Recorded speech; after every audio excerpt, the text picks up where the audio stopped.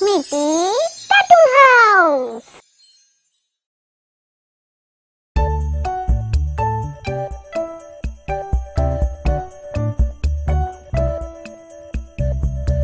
এর গল্পটি আমাদের পাঠিয়েছেন কলকাতার বেহালা চৌরাস্তা থেকে কুণাল মণ্ডল। স্মৃতি কার্টুন হাউস টিমের পক্ষ থেকে আপনাকে অসংখ্য ধন্যবাদ। প্রয়োজনে গল্পে কিছু ছোট পরিবর্তন করতে হয়েছে, তার জন্য আমরা ক্ষমা প্রার্থী।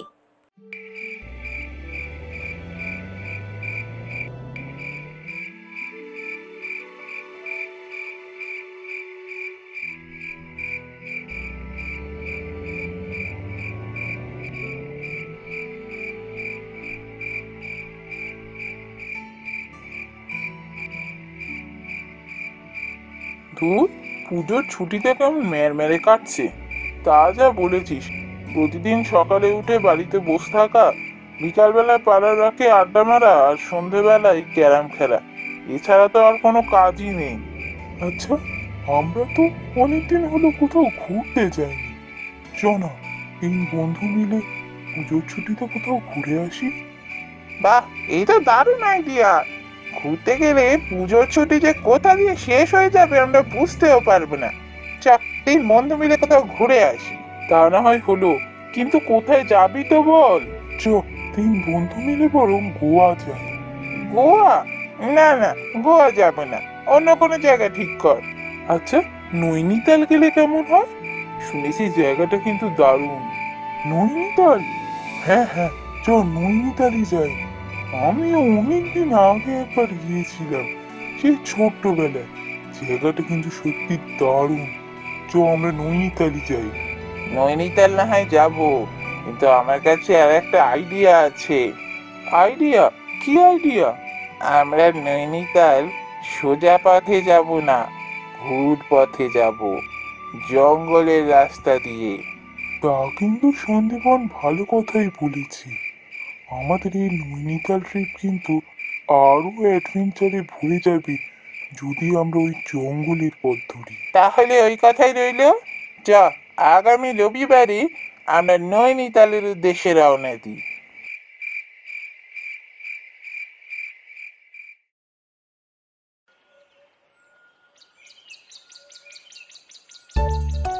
যেমন কথা তেমন কাজ। রবিবার দিন তিন বন্ধু মিলে সকাল সকাল বেরিয়ে পড়ল নৈনিতালের উদ্দেশ্যে।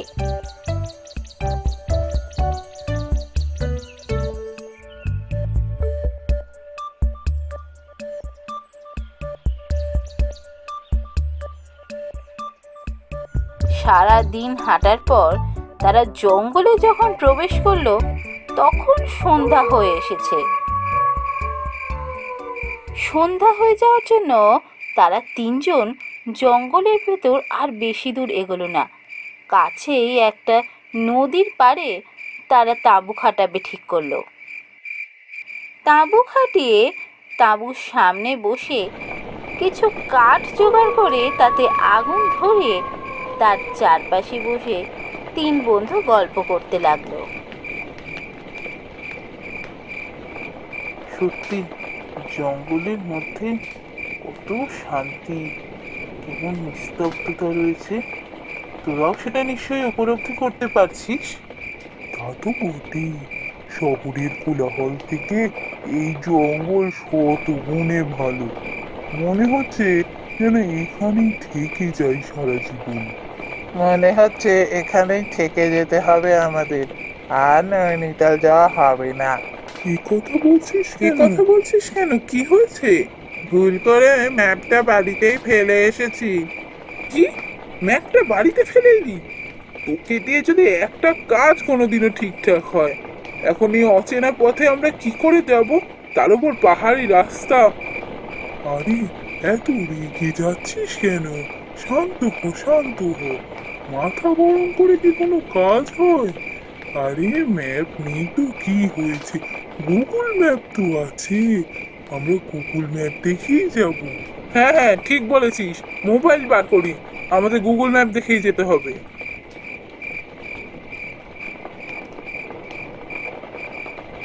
একই, মোবাইলে তো টাওয়ার নেই। ব্যাস, হয়ে গেল। এবার তো গুগল ম্যাপও দেখতে পাবো না। কি করে যে এই অচেনা পাহাড়ি রাস্তায় আমরা এগোবো। দাঁড়া দাঁড়া, এত ভয় পাস না, মাথা ঠান্ডা করে আমাদের ভাবতে হবে, কিছু না কিছু রাস্তা ঠিক বেরিয়ে যাবে।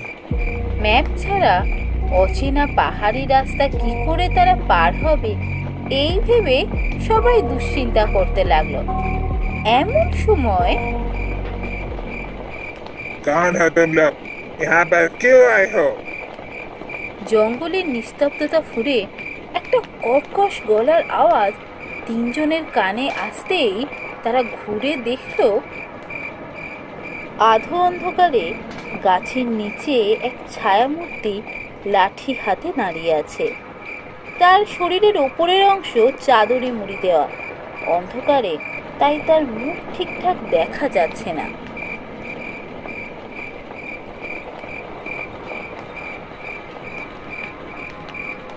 क्या हुआ? बोलो, कौन हो तुम लोग? चुप क्यों हो? আমরা তিন বন্ধু নৈনিতাল যাচ্ছি। পাহাড়ি পথ দিয়ে যাব বলে এই পথে এসেছি। পথে রাত হয়ে যাওয়ায় এখানেই তাঁবু ফেলেছি। কাল সকালে আমরা আবার যাত্রা শুরু করব। তা আপনি কে মশাই? ও, আপনারা বাঙালি বাবু, কিন্তু নৈনিতাল তো কেউ এই পথে যায় না। এই পথ খুবই দুর্গম আর বিপজ্জনক। এ পথে সচরাচর কেউ আসে না। যদি নিজেদের প্রাণের মায়া থাকে তবে যে পথে এসেছেন সে পথেই ফেরত যান। আপনি কে? আপনার পরিচয়টা দিলেন না তো। হ্যাঁ, আপনি কে? আমাদের ভয় দেখাচ্ছেন কেন? আমার নাম রামনিহাল সিং আছে। এই জঙ্গলেই আমি থাকি। একটু দূরে আমার কুটিয়া আছে। আপনাদের দেখে তো ভদ্র ঘরের লোক বলেই মনে হচ্ছে। আপনারা চাইলে আজ রাতটা আমার কুটিয়াতে কাটাতে পারেন। কিন্তু এখানে তাঁবুতে রাত কাটালে অসুবিধা কি আছে? এই জঙ্গলে কি বন্যপ্রাণীর খুব উপদ্রব? বাবুজি, এক অভিশপ্ত এলাকা। এখানে মানুষ তো দূরের কথা, জীবজন্তু সবাই আসতে ভয় পায়। আর দেরি করবেন না, দয়া করে আমার একটু দিয়ে চলুন আপনারা। শেষ পর্যন্ত তিন বন্ধু ঠিক করলো যে সেই রাতটা তারা রামনিহালের কুটিরেই কাটাবে। তাই তাঁবু গুটিয়ে রামনিহালের সাথে তার কুটিরের দিকে রওনা দিল।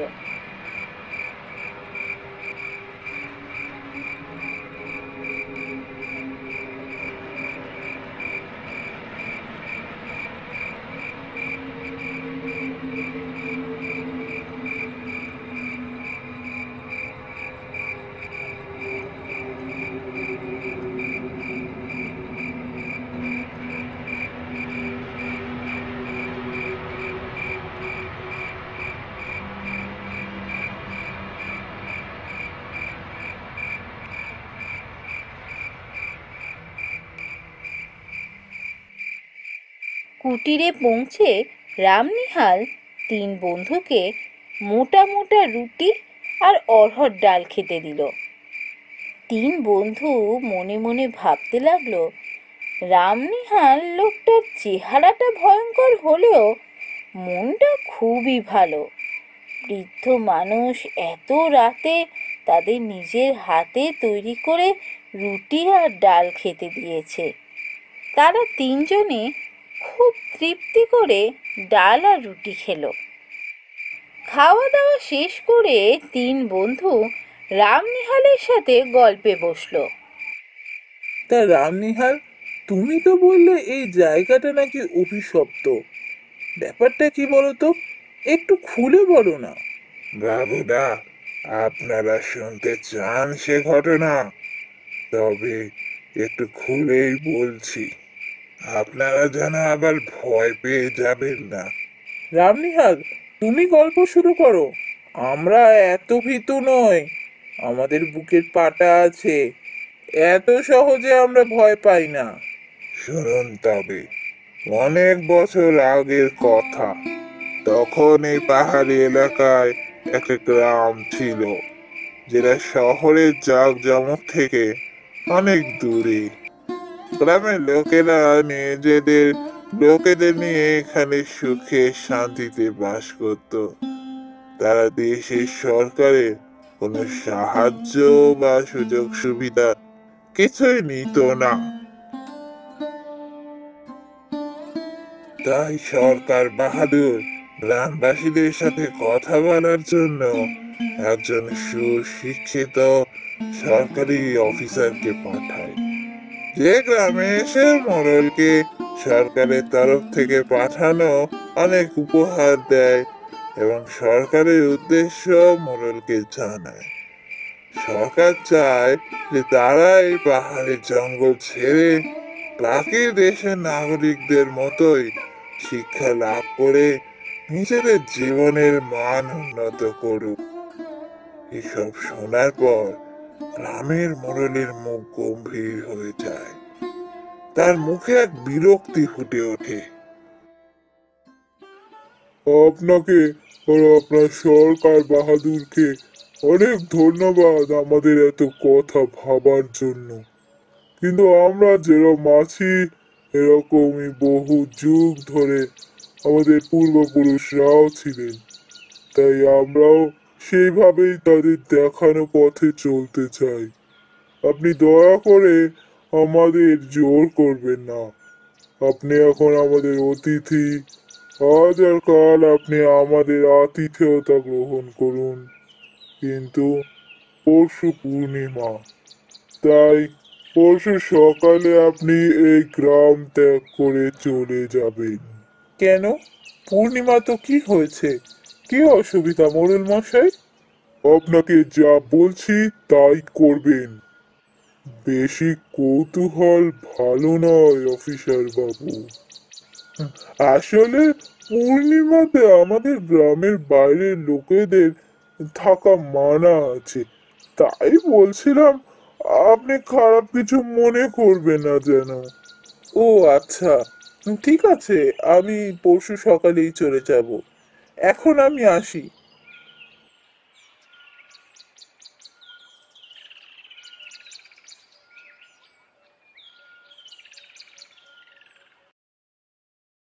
এই বলে অফিসার বাবু তো মোড়লের বাড়ি থেকে তার নিজের তাঁবুর দিকে রওনা হলো। রাতে খাওয়া দাওয়া শেষ করে অফিসার বাবু যখন শুতে গেলেন, তখন তার মাথায় মোড়লের সেই পূর্ণিমার আগে চলে যাওয়ার কথা বারবার মনে পড়তে লাগলো। তার মনে এই ব্যাপারটা নিয়ে একটা খটকা লাগলো। তাই সে মনে মনে ঠিক করলো এই ব্যাপারটার পিছনে নিশ্চয়ই কোনো রহস্য আছে, যেটা মোড়ল মশাই কারোর সামনে আসতে দিতে চায় না। কিন্তু সে ছিল ভীষণ জেদি। সে মনে মনে ঠিক করলো যে আসল ব্যাপারটা সে জেনেই ছাড়বে।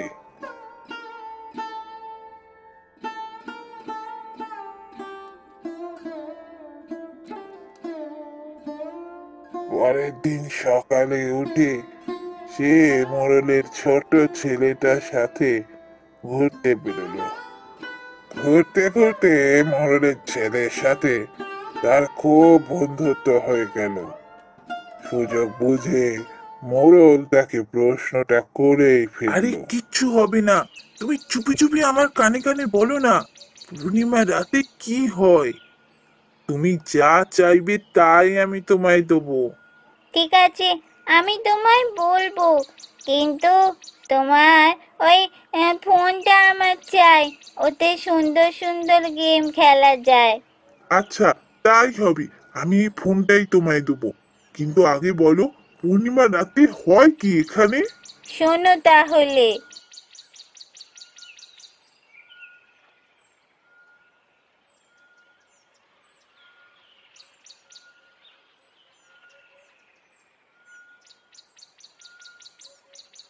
তোমাকে যা বললাম তুমি কথা দাও, কাউকে কথা বলবে না। আমরা দুজন ছাড়া এ কথা যেন কেউ না জানে। কথা দিচ্ছি কেউ জানতে পারবে না।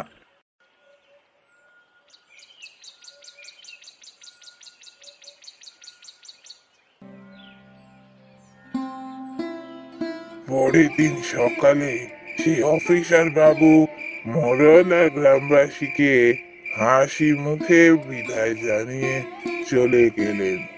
কিন্তু অফিসার বাবু ছিলেন খুবই চালাক আর জেদি। তিনি চলে গেলেন ঠিকই, কিন্তু সন্ধে নামতে লুকিয়ে লুকিয়ে জঙ্গলের পথে গ্রামে প্রবেশ করলেন। গ্রামে এসে তিনি একটা বড় গাছের উপর চড়ে বসে লুকিয়ে সব কিছু দেখতে লাগলেন। অফিসার বাবু দেখলেন ঠিক রাত 12টাতে মোড়ল হাতে একটা কাঠের বাক্স নিয়ে সেই জঙ্গলে এলো। বাক্স খুলে তার মধ্যে থেকে একরকম মন্ত্রপুত ছাই হাতে নিয়ে সবার কপালে তিলক কেটে দিল। তারপর এক জায়গায় কাঠ দিয়ে আগুন জ্বালিয়ে তার ধারে সবাই একত্রিত হলো। তোমরা সবাই জানো আজকের দিনটা আমাদের কাছে কতটা গুরুত্বপূর্ণ। প্রত্যেক বছর এই দিনটাতেই আমরা আমাদের পূর্বপুরুষদের থেকে পাওয়া এই অসাধারণ শক্তির প্রদর্শন করতে পারি। আর এই শক্তিটাই আমাদের পৃথিবীর বাকি মানুষের থেকে আলাদা শক্তিশালী করে তুলেছে। এই ব্যাপারটা অনন্তকাল ধরে আমাদের গোপন রাখতে হবে। আর যে এই ব্যাপারটা জানতে পারবে তার একটাই পরিণতি, মৃত্যু। এই কথা বলে মোড়ল এক দুর্বোধ্য মন্ত্র আওড়াতে লাগলো। কিছুক্ষণ পর গ্রামের বাকিরাও ওই মন্ত্রোচ্চারণে যোগ দিল। তারা সবাই মিলে 2 হাত উপরে তুলে জোরে জোরে ওই মন্ত্র আওড়াতে লাগলো। এরপর যা ঘটলো তা দেখে অফিসার বাবু তো ভয় ঠক ঠক করে কাঁপতে লাগলো।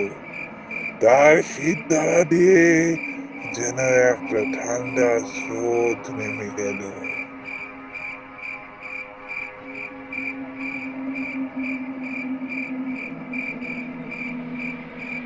কি হলো, কি হলো রামনিহাল, চুপ করে গেলে কেন? কি হলো তারপর বলো।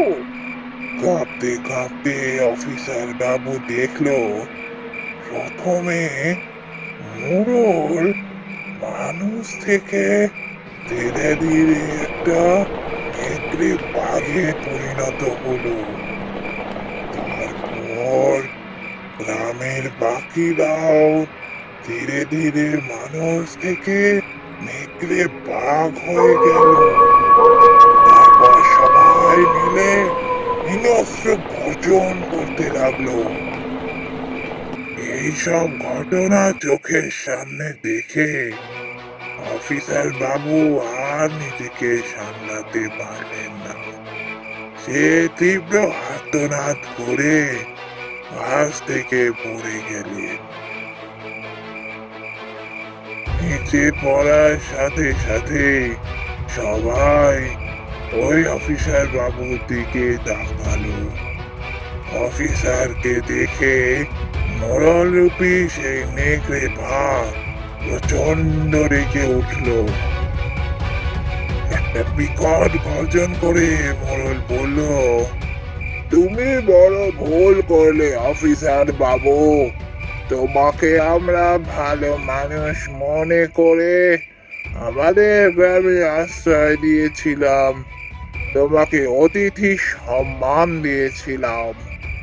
সেই তোমার কিনা এত কৌতূহল যে আমাদের গ্রামের গোপন ব্যাপার তুমি তোমার সরকার বাহাদুরের কাছে ফাঁস করে দিতে চাও, কিন্তু সেই ইচ্ছা তো তোমার পূরণ হবে না, কারণ এবার তোমার মৃত্যু হবে আমার হাতে।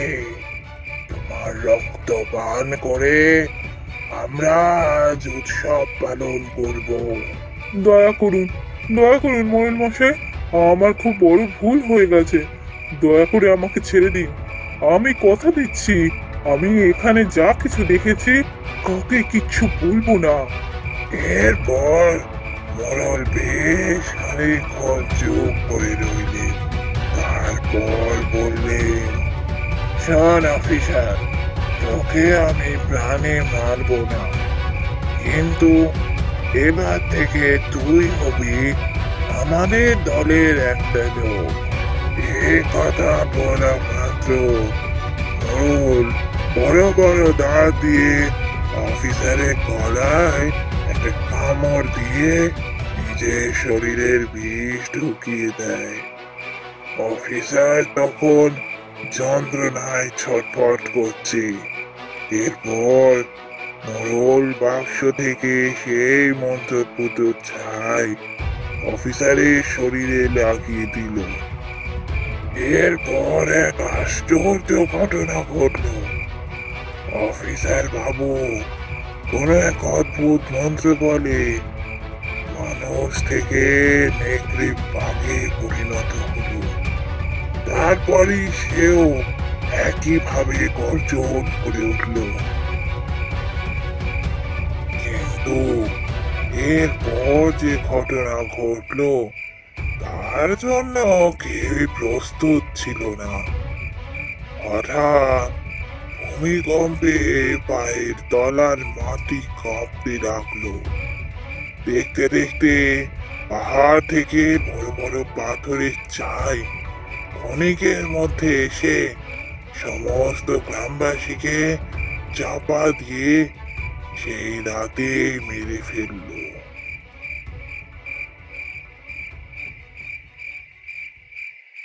আচ্ছা রামনিহাল, তুমি এই গল্প জানলে কি করে? আর এই পরিত্যক্ত গ্রামে তুমি একা কি করছো? বাবুরা, আমি হলাম সেই অফিসার।